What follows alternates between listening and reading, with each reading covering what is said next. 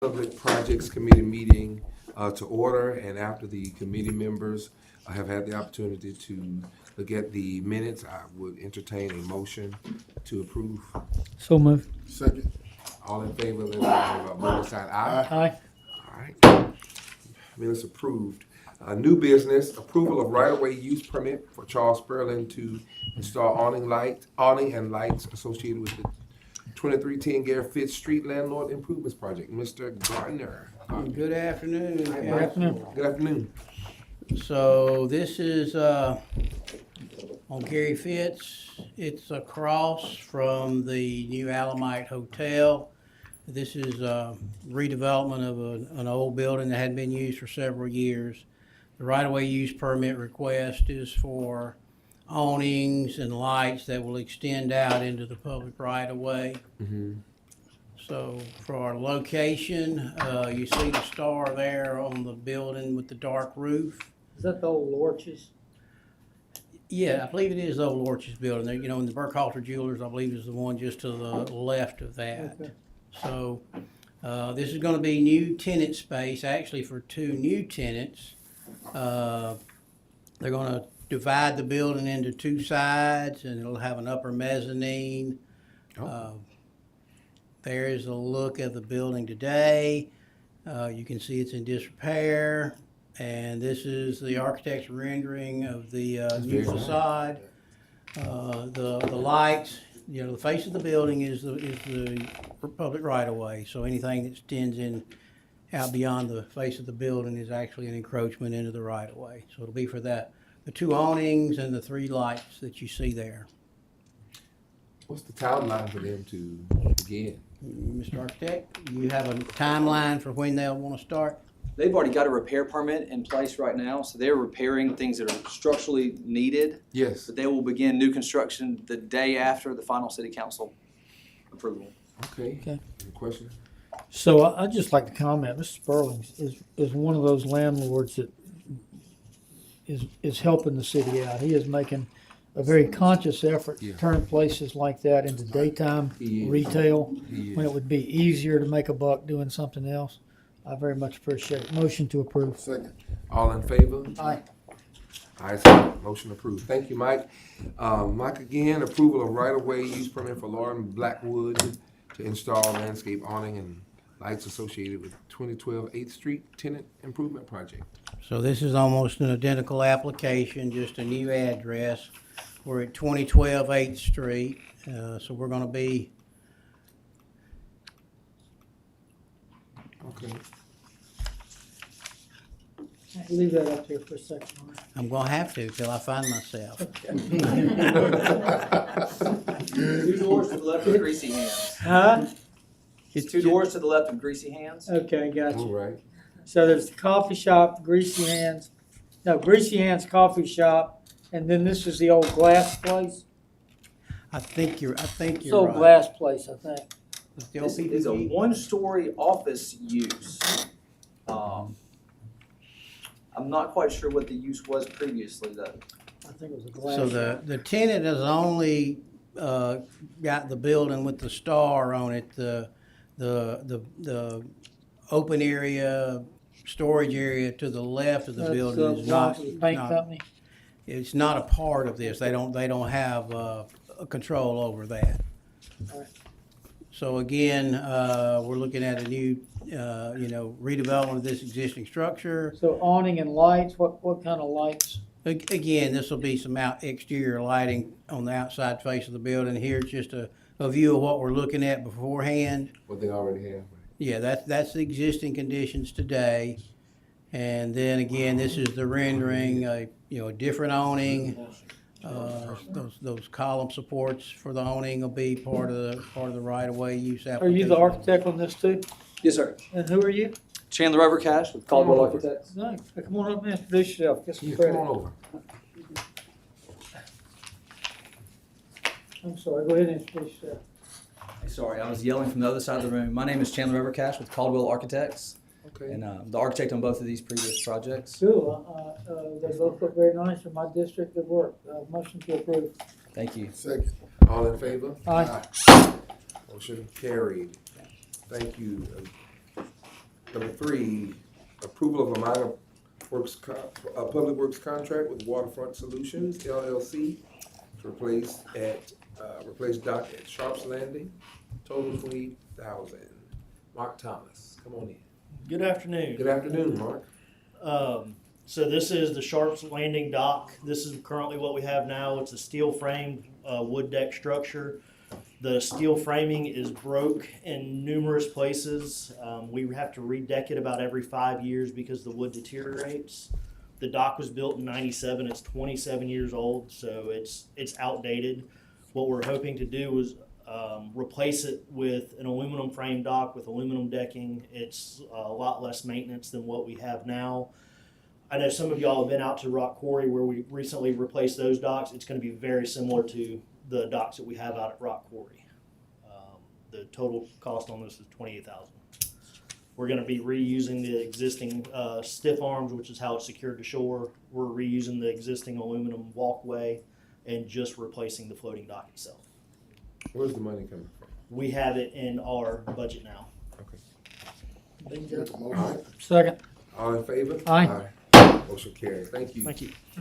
Next will be K-Day, authorization for the mayor to execute agreement with Crimson Charge LLC. Yes, good afternoon, Good council. afternoon. Very excited about this opportunity. So I'm seeking authorization for the mayor to execute an agreement with Crimson Charge to provide on-demand phone charging stations at the Mercedes-Benz Amphitheater. There's no funding required. Basically, we'd like to remove our 2 existing ATM machines, which are not being utilized, and we would replace them with 2 of the phone charger stations. Do you have that Okay. picture? Oh, it's in, so the It's in the packet. picture of that's in your packet. So this is actually the phone charger that you would go up to a phone charging station, and you scan the QR code with your phone. You pay, you either Apple Pay or put in a credit card. It's a $2 charge to unlock the device. It comes out of this charger, and then it's $4 per hour, a maximum of, or a maximum of $10 per day to use this. If you haven't returned it in 48 hours, then it's a $45 charge. This is all what they do, but basically there's 21 locations in Tuscaloosa and bars and restaurants where you can return this. So if we have a show on a Friday, they're not going to be able to return it at the AMP. They can do it to any bar or restaurant in the city. But it's something that our guests, I think, will really appreciate. They get to the AMP, they go to take pictures, use their cell phone, they can't. So Where does the money go?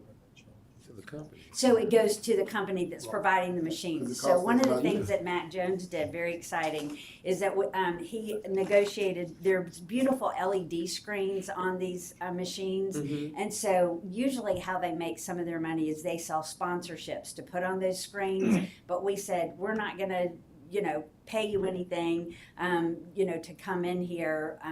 But we want you to utilize our sponsors on your screens and also promote our upcoming shows. So we will be able to do that. So we'll have it branded and it'll look great. That's brilliant. So I think our guests are really going to like it. I'll make a motion. Second. All in favor? Aye. Thank you, Kay. Thanks. Great. Keep upgrading us. Next up, Mr. Eric Thompson, approval of amendment number 2 to the minor public works contract with Dalkin Applied Americas for $12,550.85. Thank you, Counselor. So this is to do some work out at the airport. I'm sorry for Jeff. The compressor's out. Dalkin is already on do not exceed, and we're just trying to add some money to it so we can get this taken care of as quickly as possible. This is out at the airport? Yes, sir. Why is it going up? Sir, so the compressor's gone out on the air conditioner, and so we've got to replace it. Motion. Second. All in favor? Aye. Thank you, Eric. Motion approved. Scott, approval of amendment number 1 to the minor public works contract with Paints on Us, increasing compensation for as-needed carpentry and painting services, $35,000. Yes, sir. So this is being funded from three different accounts. Okay, First one is outside services, and then we were gonna do the River District, Mhm. and then the Facilities Renewal Fund. Okay, And this is also the same thing, trying to push the do not exceed contracts. So you're doubling the NTE and the money's coming from 3 different accounts, is that right? Yes, sir.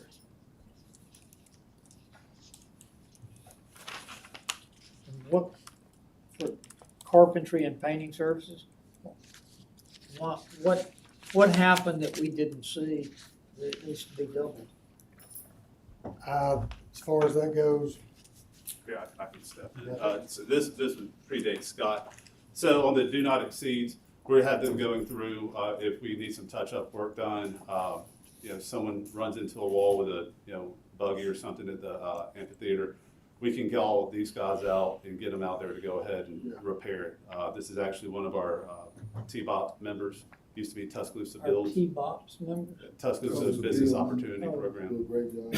And so we've been very pleased with what Mr. Delano has done. He's the owner of Paints on Us. And so, there have just been some things that, because of capacity issues, our guys haven't been able to get to. He's been able to come in, at just a phone Okay, call. so some things we initially envisioned doing with our in-house people, we're not able to get to, and so Correct. we're doubling the NTE. Yes, sir. Something that comes on the roof. I'll make a motion. Second. all in favor? Aye. Motion is carried. All right, Scott, again, approval of amendment 1 to the minor public works contract with Bay Pest Control, increasing compensation as needed, for 19.5. yes, sir. So I guess throughout the year, there was some added pest control for various locations. And, examples, maybe problems at the Battlefield Freedman House that they had in the past. I'm intimately familiar Yes. with some of the unforeseen problems that cause this, and I will happily make a motion. Second. All in favor? Aye. Motion carried. Next again, Scott, with approval of amendment to number one to the minor public works contract with Pruitt Communications, Inc., increasing compensation for needed fire alarm services, $5,650. Yes, sir. This will be funded through the grounds facilities maintenance contract. Just unexpected repairs, maybe had to really relocate some fire alarms and just broken parts in general. Any questions? Second. Motion. You did make a motion. Okay, all in favor? Aye. Motion carried. Scott again, Public Works contract with the Taylor Electrical Contractors, increasing compensation for as needed electrical services. It's a total of $2,100. Okay. So this would be outside services where the funds would come from. Basically, Fleet Services had a manual gate, and we're going to be putting power from the Fleet Service building to a storage shed / metal building, and supplying power to the future automatic gate opener. Okay. And then you'll have to trench out the asphalt to get to that point. And like I say, right now it's a manual, and they have difficulty out of it all the time. What's the timeline for that? I would say as soon as we can get, Motion. So we can get a motion. yep. Okay. I got And a second. All right. All in Second. favor? you. All right, motion carried. The next 5, no, we got one more. Yep. Approval of amendment number 1 to the minor public works contract with Fleet Services for as needed fire extinguisher services, not to exceed, well, total is $5,650. Scott, again. Okay. So funding would come from the maintenance contract. I guess the initial quote was based on around 3 years ago, and I guess things have gone up to a certain extent. We've added multiple fire extinguishers throughout. I'd say there's probably around 750 fire extinguishers across Oh, wow. the city itself. Any questions? So this is for ACE's fire extinguishers, right? Yes, sir. I'm asking because Ace was at my house doing termite service. Oh, yeah, they do all. All right. So, and what, we're doubling it, Scott. We have more fire extinguishers than we thought we had? I would say we do, and we have, additional properties. As far as my notes, that's where we're at. Okay. I will make this motion, but I would also ask that we get a count of how many fire extinguishers we need. We'll get that. Second. All in favor? Aye. A motion carried. The next 5 items will be dealing with the airport, number 11 with Jeff. Authorization to submit FY 25 Federal Aviation Administration pre-application for the airport improvement program. Good afternoon. Good afternoon. This is our annual application. This is a requirement for all airports. We submit through ALDOT and the FAA projects that are eligible for consideration. There's different funding programs. There's a bipartisan infrastructure law. There's a state airport grant program. There's the FAA's normal airport improvement programs. And there's different criteria, but you can't even be considered until we submit our annual application. This is something we do every September. And it lists the projects that we looked at in our master plan, coordinated with ALDOT and the FAA, and our proposal of what we have an outlook for the next 12 months. Most of these projects we've talked about in the past, the runway extension, the terminal application that we did a couple months ago, the cargo ramp, we actually have already executed the design services for that. It's a bipartisan infrastructure law project. We're ready to transition into the cargo or the construction portion of that. And the airfield electrical improvements, the design is complete on that. We're requesting funding for the construction. It might be a project we can roll into the runway extension. The runway extension, we're almost complete with the environmental assessment. We're expected to be done late November or December, and that'll allow us to start the design and construction for FY 25. Jeff, I want to thank you for taking my call and to talk about these particular projects dealing with the airport. Can you talk about how this opens doors for the future for our airport, just briefly? Yeah, all airports rely on these sources of funding for their capital infrastructure. If this system did not exist, airports would not be able to exist. So it gives us an opportunity to maintain the infrastructure we have, but also grow. And we're in a growth cycle right now with the project you see on this list. Mm-hmm. And this application is not a commitment of funding at this point. When we receive a notice of intent, we will come back to City Council for a work authorization from the contractor or accepting the grant award for these projects. Awesome. Any other questions? So you recounted that very well. The problem is more than my brain will hold. All this is a pre-application. Yes, sir. Yes, sir. And it will unlock the ability to act on this, all of these rippling down from that. Yes, sir. Exactly. Yes, sir. Motion. Second. All in favor? Aye. Motion carried. Next will be the tentative authorization to execute a grant agreement with the Alabama Department of Transportation regarding the terminal improvement project for total $427,000. Jeff. This is a great example of what the grant notice looks like. This is a project that was included last year's list of projects in the pre-application. Mid-year, ALDOT reached out to us and said, hey, we'd like to partner with the city of Tuscaloosa on some of the design efforts regarding the airport terminal. This allows us to save time through the environmental assessment, the geotechnical, a limited design effort that if the terminal efforts that we've been working on this past year, when they come forward, we will be able to execute construction a lot sooner. So this is only partial design in the preliminary services, which is EA, geotechnical, the survey, and all those components.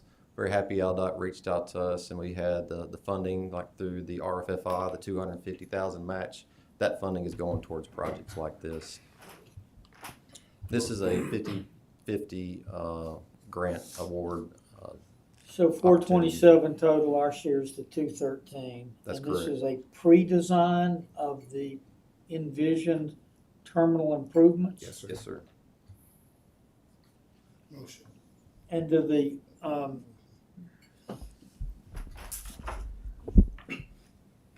do we have certainty of the money to do the terminal improvements? The terminal has not been awarded. We have an application in.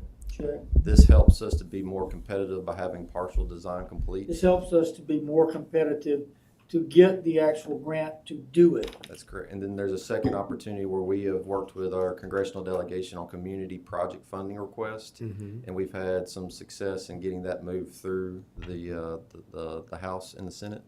And then we think there might be an opportunity to have the full funding to do the full design, full construction. Why do we think there might be that opportunity? It's moving through the appropriations process. They list projects that have been identified and are currently still on the list. Through the state legislature. Federal. Federal. And they reached out to us, correct, Jim? That's correct. And that's what I wanted to make notice of. That's correct. Second. All right, all in favor? Aye. All right, next, the approval of work authorization with Atkins North America for design services regarding the terminal improvement project, total $427,000. All right, So this is the design effort associated with the grant. Once the grant is executed, upon y'all's approval, we will allow the engineer firm Atkins North America, which is contracted with the city of Tuscaloosa. It's a 5-year agreement that allows them to do this, to provide the support for our various airport initiatives. So with the grant award executed, we'll be able to turn around and sign the contract for this part of the project. any questions? Have we used Atkins North America before? Yes, sir.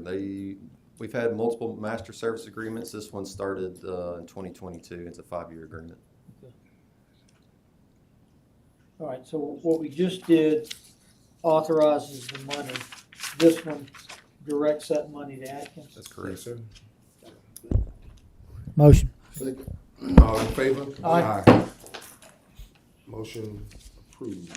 Approval of balancing change order to the professional services contract with Atkins Release for the runway 12-30 seal coat project, deductive total of $1,900, $2.07. Motion. Second. All in favor? Aye. Motion carried. Heard the word deductive, Joe. Approval of balancing change order to the professional services contract with Atkins Realist for the terminal ARFF apron reconstruction project. Deductive total $70,574.43. Tell us about that. So we're in the grant closeout phase, and this is the last, we came a few weeks ago and did a change order for the contractor, but for the professional services side, we're ready to send the documents to close out the grant with the FAA, and we had a deduct here of savings of over $70,000. 90% of that's federal. The city's savings is over $3,500 for this portion of the project. It's always good when we can come back here at the end and say that we were under budget. So for the record, tell them where does the other portion go of the deductive? The $3,500, which is the 5% of this Yes. dollar amount, will go towards the projects that we are going forward in the pre-application. The rest of that is just not a reimbursement request from the federal government. The 90% or the 5% from the state. Yes, sir. All right. Second. All in favor? Aye. Motion carried. Thank you. Thank you so much. The next meeting of the council projects. Okay, we have Mr. Buddy Gray here with us today. How you doing, Mr. Buddy Gray? I made a copy for Cassius or something, and I'm not asking for a vote. Yeah, it ain't, I told you. Something up or down. But I want to make you all aware of something that's going on in the city and also in the county. Can you come to the mic, Mr. Buddy Gray? It's my Oh. committee.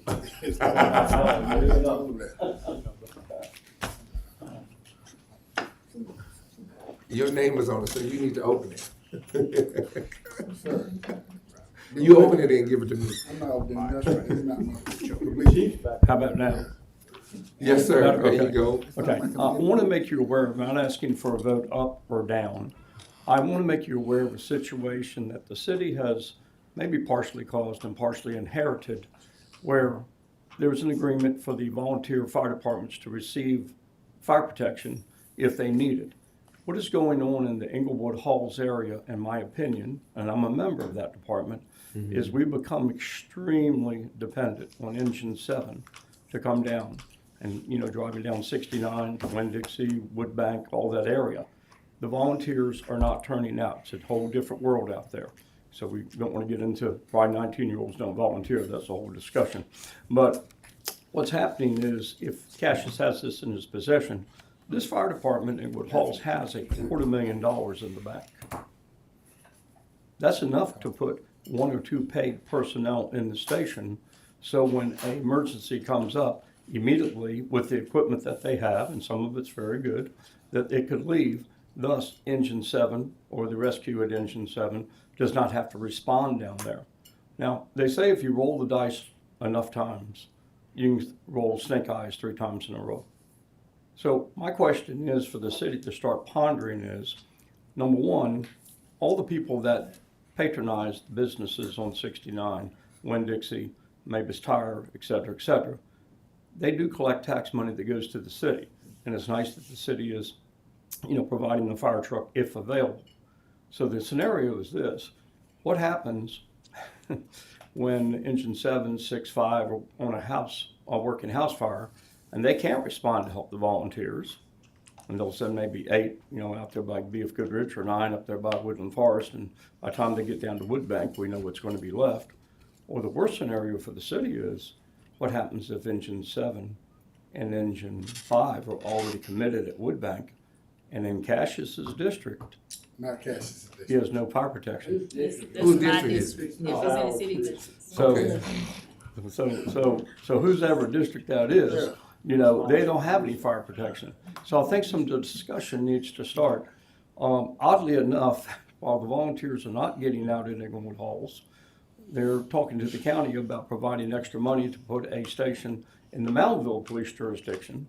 And if Moundville decides to expand its city limits after the bypass comes around Moundville, we'll have a Tuscaloosa County partially paid for station in Moundville city limits. Politics at best. So that was to show you that there's some concern, and I'm a business owner. I own property in the city, and I'd like to know if I need 7, it's where I need it, not out in the volunteer department when they've already got $250,000 in the bank to hire some people. So that's something to think about. I don't have the answer. I have some thoughts, but I don't have the answer. Thank you so much for coming, Mr. Gray. Yes, sir. Thank you so much. Is there anyone else that would like to address the projects committee this afternoon? If not, I would entertain a motion for adjournment. Motion. Second.